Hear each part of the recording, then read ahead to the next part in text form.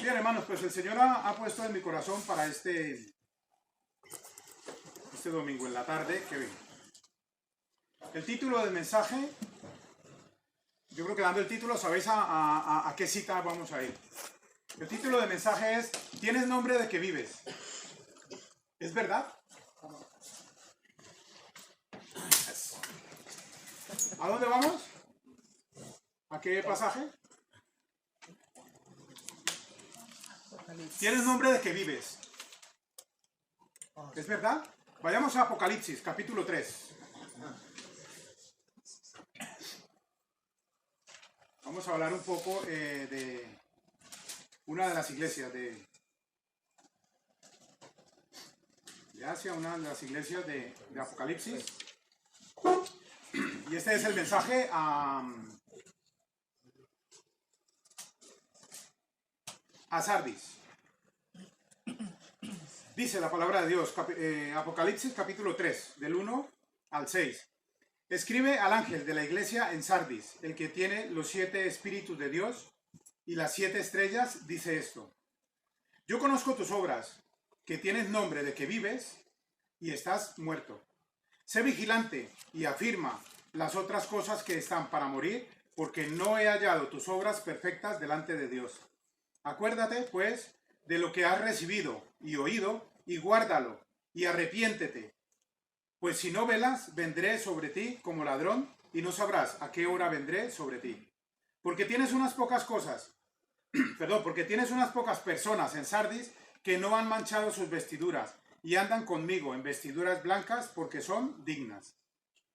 El que venciere será vestido de vestiduras blancas, y no borraré su nombre del libro de la vida, y confesaré su nombre delante de mi Padre y delante de sus ángeles.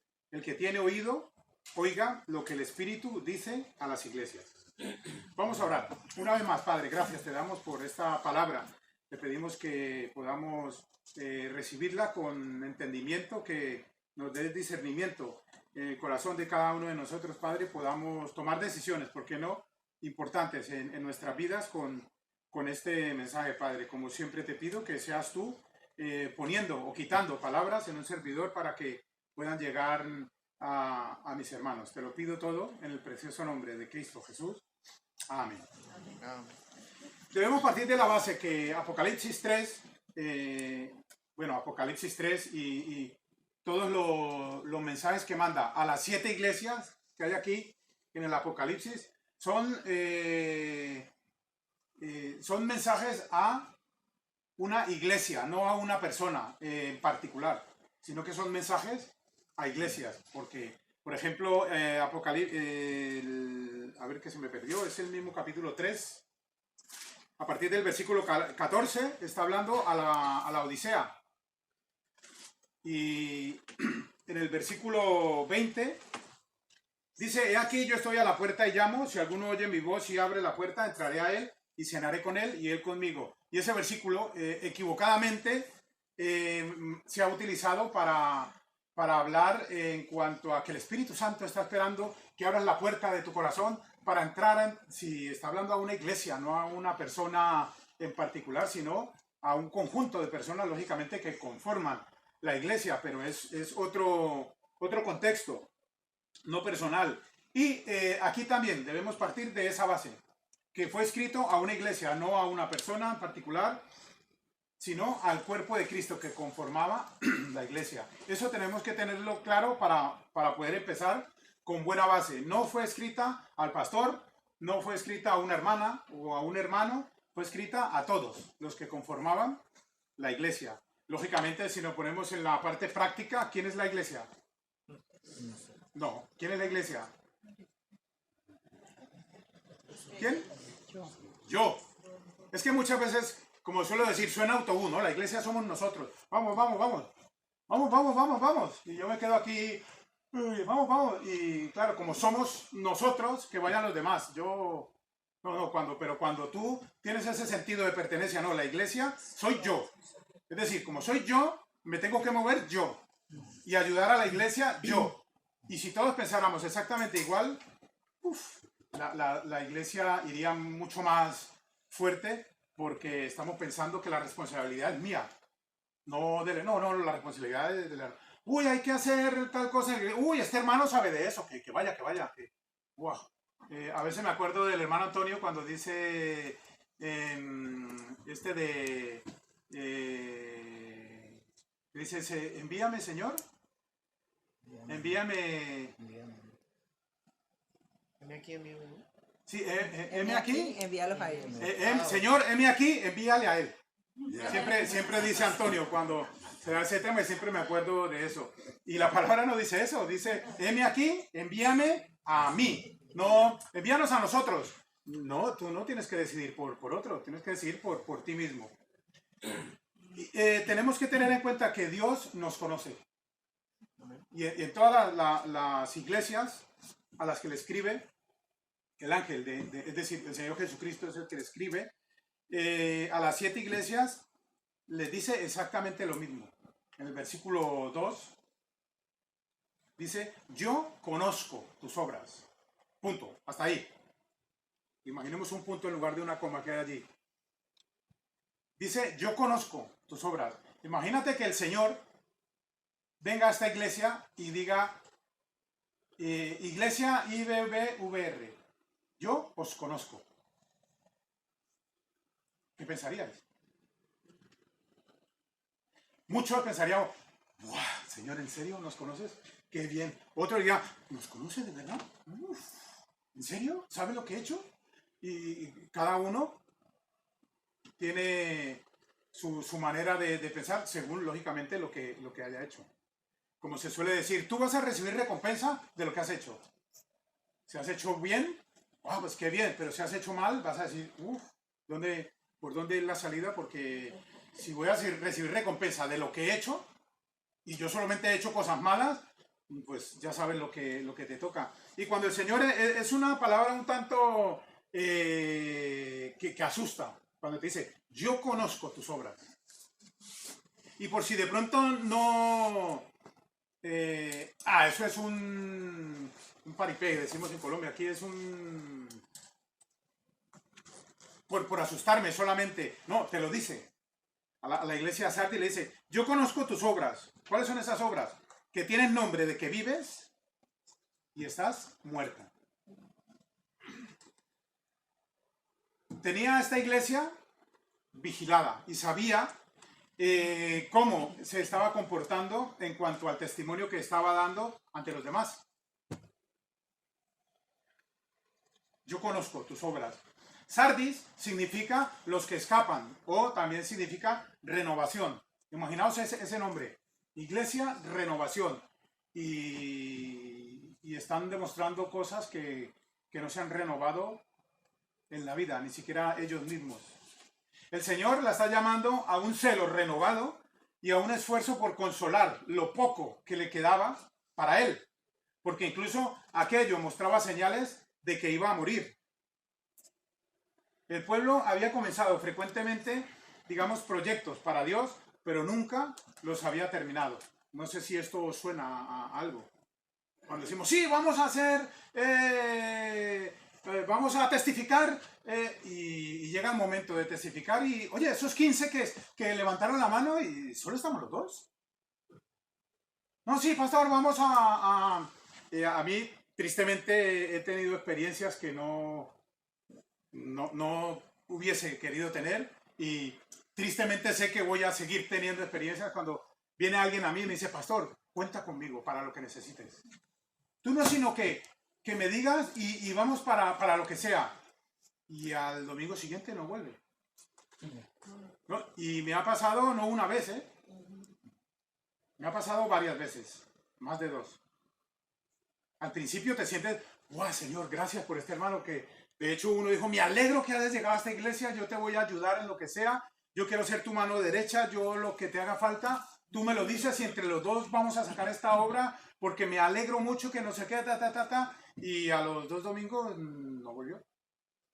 Y le escribía, no me contestaba, le llamaba, no me cogía el teléfono y, o sea, desaparecido en combate. A día de hoy han pasado más de 2 años y yo no sé si vive o muere esta persona. Yo casi, como hablo yo siempre con mi esposa, yo casi hubiese preferido que me dijera, pastor, mejor que no cuentes conmigo. Porque yo sé a qué atenerme. Digo, bueno, pues ya oraré por ti. Pero es que cuando te dicen, tú cuenta conmigo para lo que sea, es que de verdad me encanta que estés aquí porque ahora sí que vamos a movernos y claro, te pones como, sí, en serio, y cuando gira, ¿dónde está? Y te quedas un poco como te sientes engañado. Así que pues, y como os digo, no una ocasión, he tenido más de 2 ocasiones que me han dicho, pastor, vamos a hacerlo, cuenta conmigo. Y al final, es que ni siquiera después se reúnen a decirme, mira, pastor, que es que tú eres muy feo y nos vamos. Por decir algún motivo. ¿No? Sencillamente, ¡zas! Son magos. Por arte de magia, ¡zas! ¿Me ves? Y ahora no me ves. Desaparecen totalmente y no dan ni motivos, ni razón, nada, simplemente desaparecidos. Y justo, no sé si es que es coincidencia, pero justo todas las veces que ha pasado eso, son los hermanos y las hermanas que han dicho, cuenta conmigo, que yo quiero ayudar en la iglesia. Y justo esos son los que han desaparecido. Dios nos conoce a cada uno, hermanos, y a donde quiera que vayas, Dios te conoce. Voy de esta iglesia porque ya me descubrieron. Te vas a otra, pero ¿de qué te vale si es que tú no vas a servir a una iglesia? Tú estás sirviendo al Señor. Y el mismo Señor de un lado es el mismo Señor de otro. Y Él va a saber lo que tú haces o lo que dejas de hacer en un sitio o en otro. Dios nos conoce. Tenemos que tener en cuenta que Dios nos conoce. Y como segundo punto tenemos que tener memoria espiritual. ¿Qué es esto de memoria espiritual? El Señor les advierte que sigan guardando. Porque en el versículo 2 dice, sé vigilante y afirma otras cosas que están para morir. En otras palabras, como lo decía antes les está llamando a que recuerden un esfuerzo por consolidar lo poco que queda, que ya está a punto de morir, porque tal cual el Señor les dice allí, sé vigilante y afirma las otras cosas que están para morir. O sea, es decir, dentro de nada también no va a valer para nada porque van a morir. Acuérdate, el versículo 3, es decir, ten memoria espiritual. ¿De qué manera? Acuérdate pues de lo que has recibido y oído y guardado y arrepiéntete. Cuando entramos a un trabajo nuevo, ¿alguien ha llegado a entrar a un trabajo por primera vez? Hay un refrán que dice, escoba nueva, barre bien. La escoba cuando empieza a desgastarse, ya no barre los rincones igual que como antes. La cucaracha esa que se puso en todo el rincón, la escoba ya está tan... que no alcanza a pillarla. Y nosotros muchas veces cuando entramos a un trabajo de nuevos, llega el jefe, bueno, encantado, ¿qué tal? Espero que nos llevemos bien y tú estás, ¿qué hay que hacer? Si no, hay que recoger, lo recogemos. ¿Y qué más? Esas sillas las amontonamos, sí, pero... ¿Y después cómo nos comportamos? ¿Igual? O sea, después de que lleves, yo qué sé, 10 años, ¿eres el mismo trabajador que ese día llegaste? Eso es como el del perro, ¿no? Que llegó, fue a una ferretería y había un perro allí atado. Y el perro era ladrando y casi que se lo comía y tranquilo, compró y se fue. Y como al mes regresó a la ferretería y el perro lo miró y siguió echado. Y entonces le dice al dependiente, oye, ¿este es el mismo perro de ahora un mes que me quería comer? Dice, sí, es el mismo. Dice, ¿y qué le ha pasado? Dice, no, que lo han hecho fijo.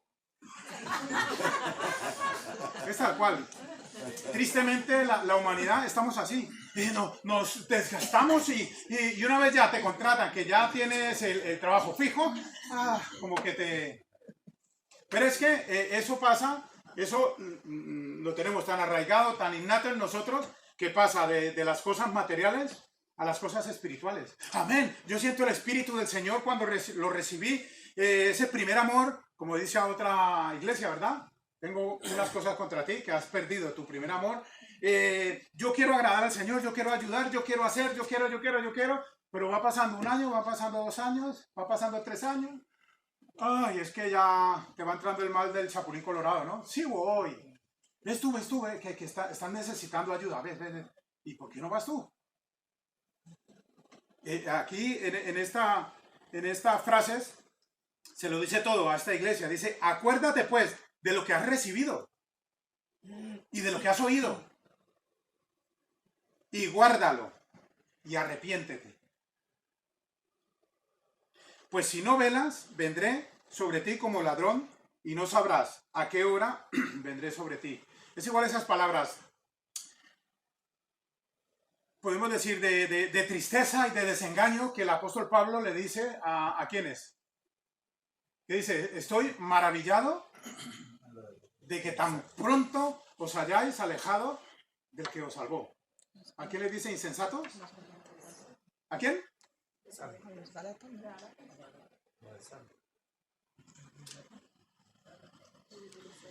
Oh, Gálatas insensatos. Dice, estoy maravillado. Es decir, en el idioma español de hoy en día sería, estoy flipando en colores de ver lo pronto, lo tan rápido que os habéis alejado del que os dio la salvación. ¿Eres salvo? Ah, sí. ¿Y por qué no lo demuestras? O sea, muchas veces nos aferramos a Efesios 2, 8 y 9, que habla de la salvación. La salvación es por fe. Y yo tengo fe y voy. Sí, pero se te olvida leer Santiago, donde dice que la fe, sin obras, es muerta. Sí, yo tengo fe, yo soy salvo, demuéstralo. ¿Pero para qué? Si yo sé que soy salvo. Eso es una relación entre Dios y yo, ¿vale? No te metas en mi vida privada. No. El ser salvo no es vida privada. Vida privada es el tema espiritual que llevas tú con el Señor y el Señor contigo. Pero el ser salvo tienes que demostrarlo. Porque de lo que hay dentro se va notando fuera. ¿Cómo voy a decir yo a una persona si soy salvo o no con mi manera de vivir si me sigo comportando exactamente igual que antes de conocer al Señor? Sigo siendo igual de grosero, igual de mentiroso, igual de infiel, igual de todo. Y no, si yo soy cristiano hace 5 años, enseguida te van a mirar. Pues no se nota.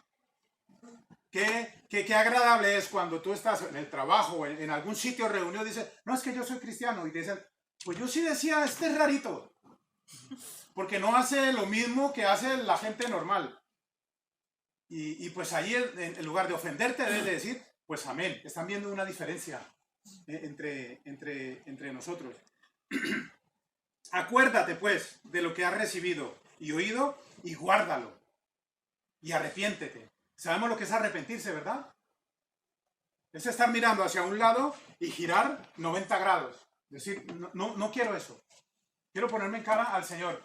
Pero hay unos tan enérgicos que están pecando y se giran tan enérgicamente que giran 360 grados otra vez y quedan igual allí. Y esos son los hermanos y hermanas superfluos, los que están por emoción, los que en estas iglesias que van levantando la voz, van pegando, van saltando y sí, y tú dices, sí, amén, y sales casi que destruyes a todo y nada más a media hora después se ha bajado la espuma y ¿qué ha quedado? No ha quedado absolutamente nada.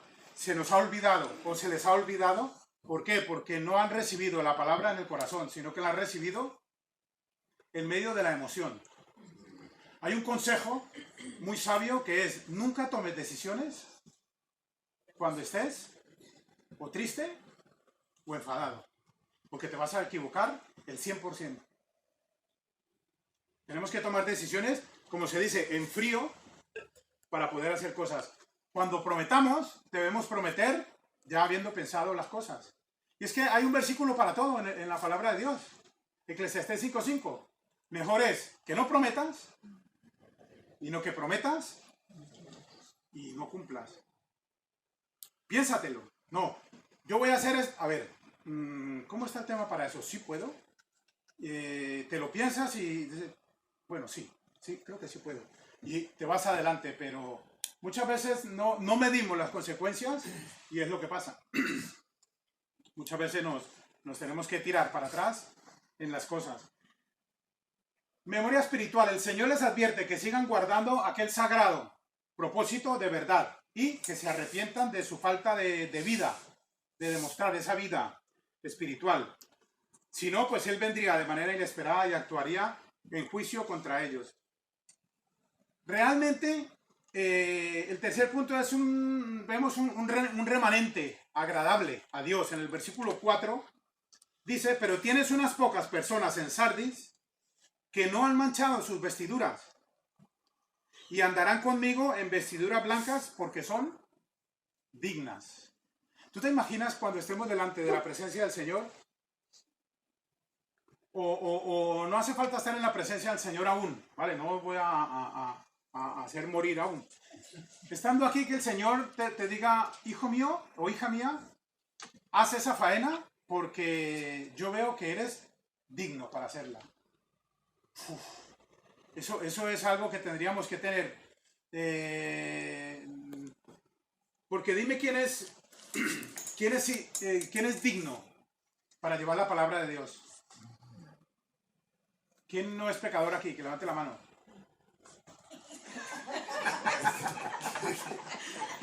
Te he pillado con las manos arriba, ¿eh? No somos dignos ninguno. Ahora, no debemos confundir el ser digno con el ser aptos. Son dos cosas diferentes. ¿Tú eres apto para llevar el evangelio? Hombre, ¿cómo vas a ser apto si ni siquiera sabes el camino de Romanos, digamos? Para evangelizar. Primero tienes que estudiar, aprendértelo, más o menos ir con un hermano que sepa más y ponerlo en práctica y entonces ahí ya eres apto. Pero digno, ¿quién es digno? Digno no somos ninguno. Yo no soy digno de estar aquí en este púlpito. El Señor me conoce y sabe de que si tuviera aquí a alguien digno, solamente podría estar el Señor Jesucristo, que es el único digno de estar aquí. Pero nadie más. A mí me da más no, rabia no, tristeza el ver cómo muchos personajes se levantan en los púlpitos y se comportan de una manera como si dijeran, que yo llegué aquí, por favor, aplaudan. No, al Señor, aplaudan al Señor. Pero tú estás ahí dándote una brisa de aplausos. Ay, ¿y qué pasa? ¿Que te creen más? O sea, ¿tú te crees que por tener traje, corbata y bien perfumado, un reloj de 5.000 euros, te crees más de ese pobre que acaba de entrar y está allí orando y diciendo, Señor, perdóname? No somos dignos ninguno. Y tenemos que tener eso bien claro con esa palabra cuando dice, acuérdate.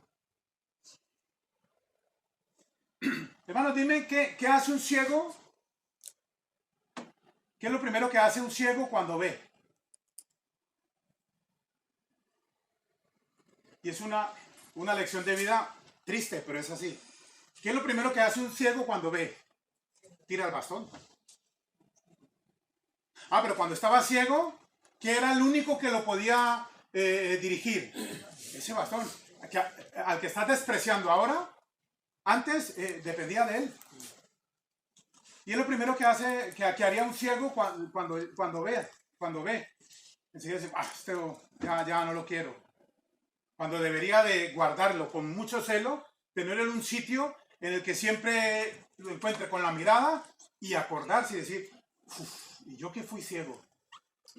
Y ese pedazo de palo, lo que me dirigió. Pero no, hermano, se nos olvida. Yo antes era lo que era y ahora soy lo que soy, como dice el apóstol Pablo, por mí, por mis habilidades. No, soy lo que soy por el Señor.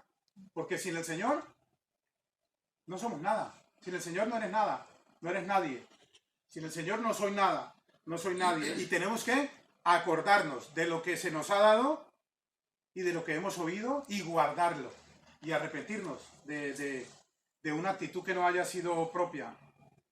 Había un remanente, incluso en Sardis, que no habían perdido su testimonio cristiano. Y estos creyentes que no habían manchado sus vestiduras con el mundo, es decir, con el pecado, pues andarían con Cristo en vestiduras blancas. Por decirlo de alguna manera, eran vencedores, eran los vencedores cuyos actos de justicia los señalaban como esos verdaderos creyentes. ¿A ti qué te señala como verdadero creyente? ¿Lo que dices o lo que haces? Porque si tú le dices a tu hijo, que no chilles, te estoy diciendo. Pero si tú le estás chillando. Pastor, es que es muy difícil. Yo es que no te estoy diciendo que sea fácil. Pero es sabio. Que tu hijo te chille y tú enseguida le digas, no me chilles. Tiene más autoridad que decir, ¡no me chilles! ¿Es fácil? No. Es difícil. Pero bueno, a algunos nos cuesta más, eso depende de los temperamentos, pero depende más del carácter que hayas forjado a través del Espíritu Santo. Y saber comportarnos de la manera como sea digna de un cristiano. Sus nombres no iban a ser borrados del libro de la vida, tal cual como dice el versículo 5. El que venciere será vestido de vestiduras blancas y no borraré su nombre del libro de la vida. Lo que hablamos esta tarde, hermana, la salvación se pierde, según este versículo. Pues claro, dice, el que venciere será vestido de vestiduras blancas y no borraré. O sea, que si no borrará, es porque alguno los borra. Punto, ya está. Ha sacado un texto del contexto y te lo lanza. Yo no quiero estar delante del Señor que me diga alguna vez, ¿tú enseñaste que se perdía la salvación? No quisiera estar ni siquiera al lado de ningún pastor a ver si de pronto me salpica igual a mí lo que llegue a pasar, porque la salvación no se pierde. Como hablamos con la hermana esta tarde, si te preguntan, ¿la salvación se pierde? ¿Sabéis qué deberías de responder? Decir, o sea, ¿tú crees que un hijo de Dios puede perder la salvación? Pues yo te voy a contestar con otra pregunta. ¿Tú crees que Dios puede perder un hijo? Si en su misma palabra, ¿qué dice? Amén. Nadie las arrebatará de mi mano. Es que me gusta aclarar esto porque algunos piensan que en el libro de la vida contiene nombres de todos los que han nacido físicamente hablando. Y según este punto de vista, los que han nacido de nuevo no serán borrados del libro de la vida, mientras que los que no nacieron de nuevo, pues los borran del libro de la vida. ¿Sabes qué decir con ese pensamiento? Es decir, es que Dios se ha equivocado. Tú no eres salvo. Anda, me he equivocado, te tengo que borrar de aquí. ¿Tú crees que Dios se equivoca? Muchas veces por tener pensamientos cerrados, incluso con esa manera de pensar, estamos ofendiendo a Dios. Entonces no diría Juan 3:16, de tal manera amó Dios al mundo que ha enviado a su Hijo unigénito para todo aquel que en Él cree no se pierda, mas tenga vida dependiendo de lo que haga. No, dice vida eterna. La palabra eterna no dice por un tiempo limitado o con letra pequeñita, no, dice eterna, es eterna. La salvación es por gracia y por gracia se mantiene. No puede ser que la salvación la recibas por gracia, pero tengas que mantenerla tú por obras. Moriríamos de locos. Si la salvación es por gracia, se sigue manteniendo por gracia. Si la tuviéramos que mantener por obras, estaríamos todos en el infierno ya. Porque, por lo que decía ahora, no somos dignos al 100% de hacer las cosas en el Señor. Porque Dios, gloria a Dios por su Hijo, nos ve a través del Señor Jesucristo y es de esa manera como Él nos ve dignos para usarnos como herramientas para su obra. Pero no porque tú seas el mejor o yo. Yo creo que todo lo contrario. Porque ¿qué escogió el Señor? Para avergonzar al mundo. Escogió lo peor. O sea que si tú te estás creyendo lo mejor, perdóname que te lo diga, pero tú eres de lo peor. Porque el Señor te ha escogido para avergonzar a los que se creen mejores. Otros ven el libro como un registro de aquellos que han nacido de nuevo, que es tal cual como es. Se les promete que sus nombres no serán borrados, es decir, que nunca perderán la salvación. Y lo que sí debo aclararlo y que te quede grabado es que el hecho de que algunos nombres no sean borrados no quiere decir que otros sean borrados. No, hija, yo a ti te quiero mucho. Pero entonces te voy a decir, o sea que a mí me quieres poco. No, me estoy dirigiendo no, los quiero por igual. A los 4 los quiero por igual.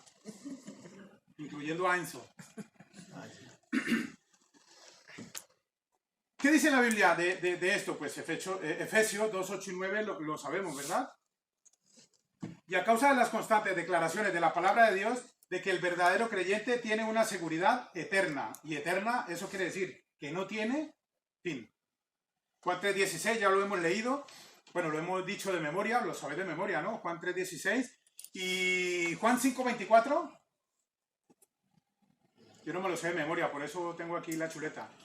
De cierto os digo, el que oye mi palabra y cree al que me envió, tiene vida eterna. Y no vendrá a condenación, mas ha pasado de muerte a vida. Y Juan, capítulo 10, versículos 27 al 29, dice, mis ovejas oyen mi voz, y yo las conozco, y me siguen. Y yo les doy vida eterna, y no perecerán jamás, ni nadie las arrebatará de mi mano, dice el Señor Jesucristo. Y por si de pronto dudas de, es que yo no sé si las puede arrebatar de la mano. El versículo 29 continúa diciendo, mi Padre que me las dio es mayor que todos, y nadie las puede arrebatar de la mano de mi Padre. Si yo estoy en la mano de nuestro Padre Celestial, y tú estás en la mano de nuestro Padre Celestial, ¿qué hay que nos pueda quitar de su mano? Es que no pueden intentarlo, sí, pero realmente es que no se pueden. A mí me hace gracia con nuestro hijo, que siempre está queriendo hacer un pulso. Venga, vamos a hacer un pulso. A ver, de momento no me puede ganar. Yo sé que va a llegar un día en que incluso hasta me va a romper la poca muñeca que me queda. Pero hasta el momento es ilógico que David venga a mí ahora mismo como estamos y me venza en un pulso. No, lo siento. Dentro de poco sí, también te diré cuando incluso estés más alto que yo, sí que voy a hacer yo lo posible y no, esta mano se va a ir allá. Y en lugar de sentir tristeza, voy a sentir alegría. O a quien no le gusta que su hijo le gane ya en un pulso o que sea más fuerte que tú. Yo creo que como padres es una de las mayores alegrías decir, mi hijo está más fuerte que yo. Es increíble. Te va a dar alegría. Nadie puede arrebatar de la mano de Dios a un hijo suyo. Hermano, hay religión, obligación y devoción. El versículo 6 dice, el que tiene oído, oiga lo que el Espíritu dice a las iglesias.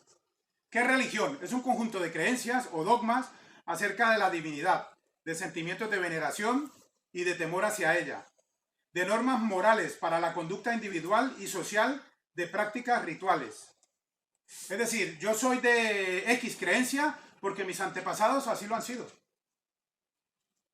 Y eso es religión. Obligación, aquello que alguien está obligado a hacer. Es decir, voy a la iglesia porque mis padres me obligan. Yo quería quedarme en casa viendo la tele, pero ¿quién se queda si mi padre enseguida me va a arrastrar? Pues yo voy porque me obligan. Y devoción es amor, veneración y fervor no obligatorio. Yo voy a la iglesia porque quiero agradar a Dios. Quiero reunirme con mis hermanos y quiero gozarme esos momentos de gratitud y de armonía que hay en la iglesia. Para la muestra, cuando se termina el culto, hay hermanos que hay que echarlos. Yo físicamente, y los de nuestra iglesia pueden decirlo, hay veces que les apago la luz. Para que salgan, porque oye, que el culto acabó hace media hora y aún están aquí. ¿Sí? ¿Eso qué indica? Pues que están tan cómodos y están disfrutando tanto entre hermanos que el tiempo parece que no les pasa. Yo necesitaba ir a recoger a mi esposa y ellos aquí aún, ay sí, y yo con ellos. De hecho he grabado un audio, ¿os acordáis? Que de vez en cuando lo pongo. Yo estoy allí fuera, pongo el audio y pone, hermanos, que estáis despedidos. Y eso es hermoso, ver cómo en una iglesia, en lugar de decir, no, pero quedaros un momento. Todo lo contrario, antes de decir, pero... Yo una vez tuve es que es de bendición. Un miércoles mi esposa sale a las 7:30 y el culto normalmente lo terminamos 7:05 como mucho, y ese día acabamos a las 7:05. Cerré, se quedaron 4 hermanos allí fuera hablando. Cerré la iglesia, me fui. Vale, hermano, nos vemos, que voy a recoger a mi mujer, vale, hasta luego. Fui, recogí a mi esposa y dije, vamos a una tienda por acá cerca, que tenemos que comprar algo. Pasé por aquí en el coche, ya que no sabías quién había ahí enfrente de la iglesia. Los mismos 4, que de hecho aparcamos y hasta le dije, pero ¿qué no vais a ir? ¿Os abro otra vez o qué? ¿Y por qué es eso? Pues porque como confraternizamos exactamente en las mismas creencias en todo, no nos queremos ir. Otra cosa es que cuando tú estés en casa y digas, qué pereza ir a la iglesia, tienes que revisar tu corazón con el Señor. Tenemos que sentir gozo, de decir, ¡guau! Ya va llegando la hora de ir a la iglesia. ¡Guau! Voy a ver a este hermano que no lo veo desde la semana pasada, a ver qué le pasó, que iba a hacer esto, lo otro. Debemos interesarnos por los demás. La devoción llama a todos a que presten atención, a que solamente, estábamos hablando de lo eterno, es decir, que no tiene fin. Este versículo, el versículo 6, como algunos versículos de las iglesias, porque casi en la mayoría dice este mismo versículo al final de la carta de cada iglesia, que dice, el que tiene oído, oiga lo que el Espíritu dice a las iglesias. Está llamando a todos a que presten atención a una solemne advertencia en contra de tener una profesión, de tener una religión sin tener esa devoción. Pues quien tal hace está dando muchos indicios de que no ha nacido de nuevo. Tenemos que revisarnos, autoexaminarnos y mirar del Señor, hermanos. En conclusión, como vimos en la introducción, este mensaje fue escrito para una iglesia, no para un individuo, sino para una iglesia. Hoy Dios habla a esta iglesia. Esta iglesia le tenemos un nombre y es Iglesia Bíblica Bautista. Y podríamos pensar lo mismo. Tienes nombre de bíblica, pero ¿tú te comportas bíblicamente? No es que yo voy a la Iglesia Bíblica Bautista. Ah, qué bien. ¿Pero te comportas tú bíblicamente también? ¿O simplemente vas para poder decir, yo voy a la iglesia bíblica, porque esa sí es bíblica, en cambio de las demás, esa no, pero esta es bíblica, sí, pero ¿y tu vida es bíblica? Ahí ya un poco incómodo ya.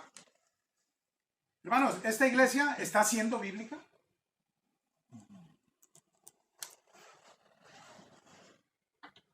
¿Tú estás llevando una vida bíblica? Es decir, como Dios demanda en su palabra. ¿Esa es la vida que estás llevando hoy en día? Cuando decimos, yo asisto a una iglesia bíblica, realmente estoy avalando con esa afirmación, con mi manera de pensar, con mi manera de actuar, con mi manera de vivir, de hablar. ¿Estoy avalando eso mismo que estoy diciendo? ¿O solo estoy viviendo religiosamente? Hermano, tenemos que recordar, no es lo mismo vivir religiosamente que vivir devocionalmente. Solamente os hago una pregunta más. ¿Vienes a la iglesia por devoción o por obligación? Yo sé que los hermanos de Torreón, por lo menos, si han venido por devoción. Bueno, por lo menos las esposas, los esposos igual dicen, mira, para no escuchar a esta loca en la casa, yo voy. Y que no me venga después a decir que... No, es broma. Yo sé que los que han venido por devoción. Y no solamente los de Torrent, sino los de Villarreal y incluso los hermanos que viven incluso en Castellón, se desplazan hasta aquí sabiendo cómo está el tema para aparcar hoy. Da igual. Eso es venir por devoción, no por obligación. Mano, quizás tienes nombre de que vives y estás muerto. Tenemos que tener muy en cuenta esta afirmación. Si venimos a la iglesia por devoción, pues amén. Pero si vienes a la iglesia por obligación, quizá tienes nombre de que eres bíblico, pero no lo eres. Tenemos que llegar a un momento en nuestras vidas espirituales que nos postremos ante el Señor y vigilemos nuestra salvación. No que se pierda, sino que vigilemos si realmente estoy viviendo como lo que digo que soy. Y no todo lo contrario. Hermanos, este mensaje a Sardis es un mensaje un poco o muy fuerte, porque le está diciendo cosas muy serias, que si no te arrepientes de ellas, va a haber consecuencias.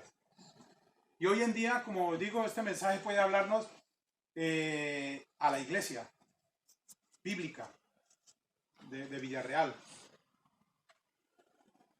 Y como dijimos al principio, ¿quién es la iglesia? Yo. O sea, que se me está hablando a mí también. Sí, el contexto es que le está hablando a la iglesia, pero ¿y la iglesia quién es? La iglesia soy yo. O somos tú y yo. ¿De qué manera nos estamos comportando como iglesia para llegar a agradarle al Señor de la manera como Él espera que le agrademos? Hermanos, debemos postrarnos ante el Señor y vigilar nuestra manera de vivir como salvos. Dios amado, una vez más, gracias te damos por tu preciosa palabra, por poder predicar tu palabra con absoluta libertad, Padre, con puertas abiertas y no tener ningún tipo de persecución. Y permítenos poder, con esa misma libertad, predicar tu palabra con nuestra vida, Padre, que sea una constante devoción en agradarte a ti y poder de esa manera ser testigos fieles de tu palabra. Ayúdanos a poder postrarnos a ti en todo momento y darte la gloria y la honra a donde quiera que vayamos, Padre. Te lo pedimos todo en el precioso nombre de Cristo Jesús. Amén. Amén. Vamos a cantar un último himno. Nueva alarma con cerradura inteligente. No, esa no.